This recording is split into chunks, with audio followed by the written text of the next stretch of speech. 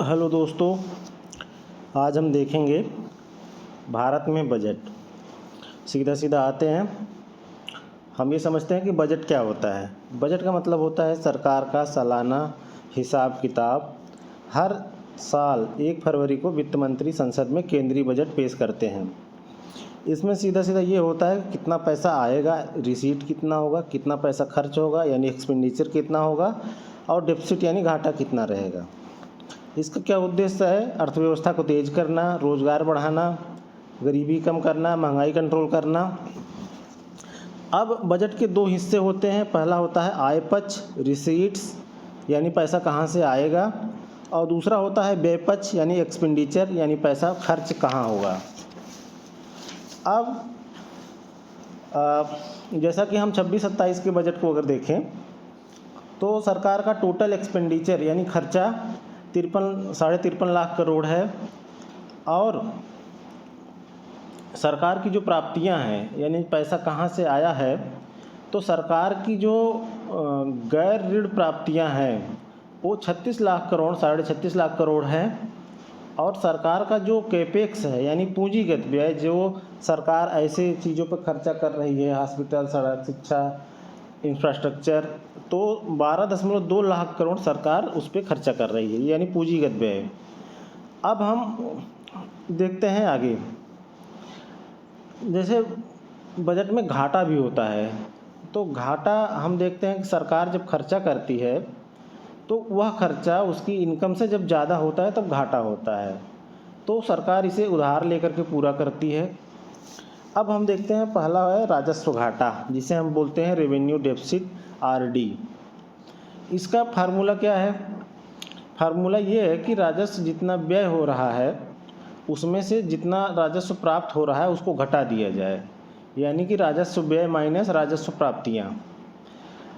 ऐसे समझिए कि रोज़मर्रा का जो खर्च है, सैलरी, सब्सिडी, ब्याज, पेंशन, आय जिसमें टैक्स और फीस शामिल होता है। अब एक उदाहरण से समझिए कि जैसे आपकी फैमिली की जो सैलरी है 50,000 रुपये महीने है, लेकिन खाना पीना, किराया, बिजली बिल, ये सब कुछ मिला करके आपका खर्चा 60,000 हो जाता है। तो 10,000 जो एक्स्ट्रा खर्चा हो रहा है वो आप उधार लेकर के पूरा करते हो, तो यही 10,000 जो है ये राजस्व घाटा है। तो इसका क्या मतलब हो गया? इसका मतलब ये होगा कि आप खर्चा कर रहे हैं लेकिन कोई नई संपत्ति नहीं बन पा रही है, सिर्फ जो है काम चलाऊ खर्चा हो रहा है।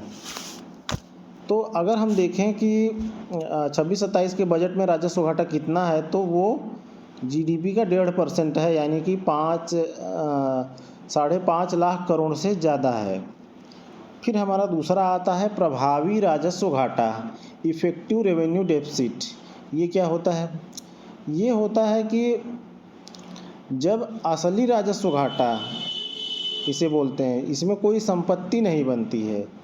अब इसमें क्या होता है, राजस्व घाटा जो है उसमें से पूंजीगत संपत्ति बनाने वाली जो ग्रांट होती है उसको घटा दिया जाता है, यानी कि जो प्रभावी राजस्व घाटा है वह राजस्व घाटे में से पूंजीगत संपत्ति बनाने वाली जो ग्रांट होती है उसको निकाल लिया जाता है। अब उदाहरण से समझिए कि मान लीजिए कि 10,000 रुपये के उधार में से 7,000 अपने भाई को दिया कि जाओ कुछ खरीद लो।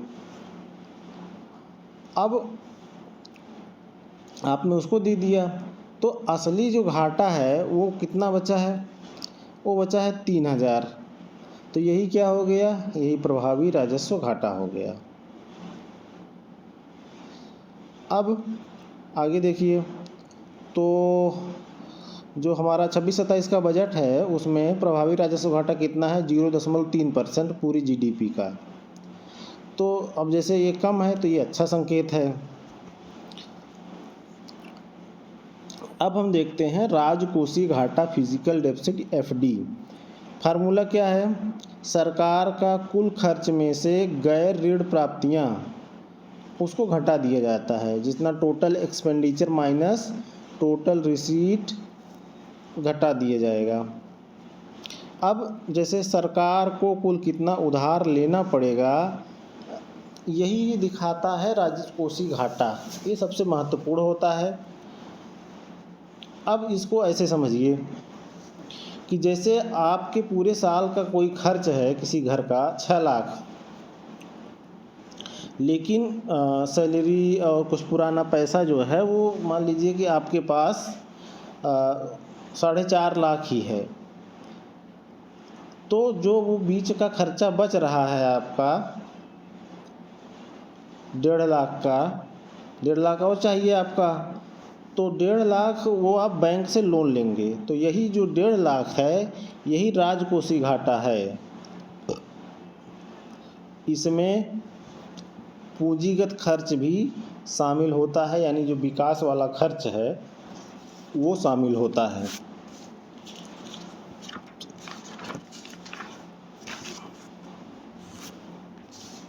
अब हम देखते हैं 26-27 का जो बजट है उसमें जीडीपी का 4.3% यानी 16 लाख करोड़ हमारा क्या है, राजकोषीय घाटा है। एफआरबीएम एक्ट के तहत 5.5% से नीचे रखने की कोशिश की गई है।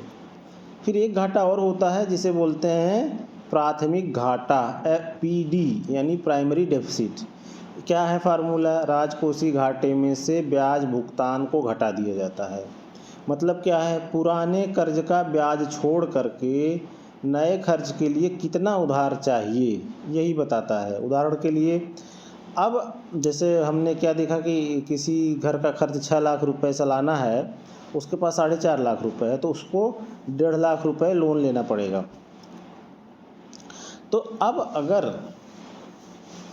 जो 1.5 लाख रुपए उसने लोन लिया और उसमें से मान लीजिए कि 1 लाख रुपए उसका पुराने किसी कर्ज का ब्याज चुकाने में चला गया, तो जो नया असली खर्च होगा यानी कि जो नया बचेगा वो 50,000 रुपये, वही 50,000 रुपये क्या होगा, प्राथमिक घाटा होगा।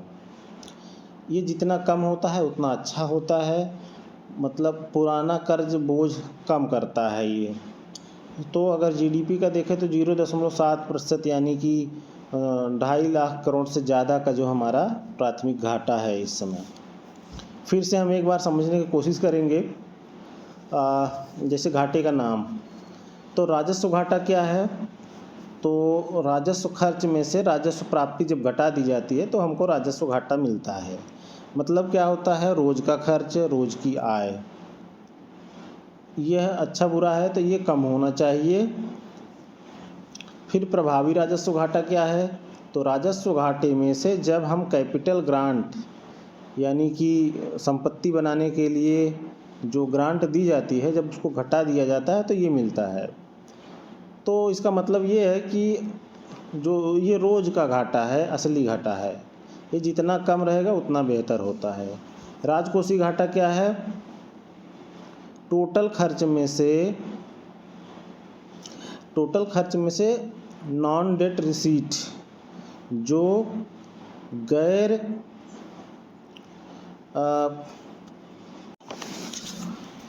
इसमें ये होता है कि टोटल खर्च में से जो गैर ऋण प्राप्तियां होती हैं उसको घटा दिया जाता है। इसका मतलब ये होता है कि सरकार को सीधा सीधा कुल कितने उधार की ज़रूरत होती है। तो ये 4 से 5% के बीच में होना चाहिए और ज़्यादा नहीं होना चाहिए। प्राथमिक घाटा क्या है, प्राथमिक घाटा का मतलब ये होता है कि जो हमारा राजकोषीय घाटा है उसमें से जब हम इंटरेस्ट पेमेंट घटा देते हैं तो हमको प्राथमिक घाटा मिलता है। यह दिखाता है कि नया खर्च के लिए कितना उधार लेना पड़ेगा, कम होता है तो अच्छा माना जाता है। एफआरबीएम एक्ट 2003 घाटे को कंट्रोल करने का कानून है। ये 2026-27 में सरकार 4.3% का लक्ष्य रख रही है राजकोषीय घाटे का, और 30-31 तक जीडीपी का जो है 1% करने का लक्ष्य है। तो अब हम देखते हैं कि सबसे महत्वपूर्ण घाटा क्या है, राजकोषीय घाटा है। ये क्या दिखाता है कि कुल कितना उधार लेना पड़ेगा। सबसे ख़राब क्या होता है, सबसे ख़राब रेवेन्यू डेफिसिट होता है, यानी कि रोज़मर्रा का खर्च, पेंशन, सैलरी ये सब का खर्च जो है होता है। प्राथमिक घाटा क्या है? प्राथमिक घाटे का मतलब सीधा सीधा यही है कि किसी पिछले कर्ज का जो है ब्याज भी उधार लेकर के चुकाना पड़ रहा है। तो रेवेन्यू डेफिसिट का मतलब रोज का घाटा, प्रभावी राजस्व घाटे का मतलब असली रोज का घाटा, और राजकोषीय घाटे का मतलब कुल उधार, प्राथमिक घाटे का मतलब नया उधार।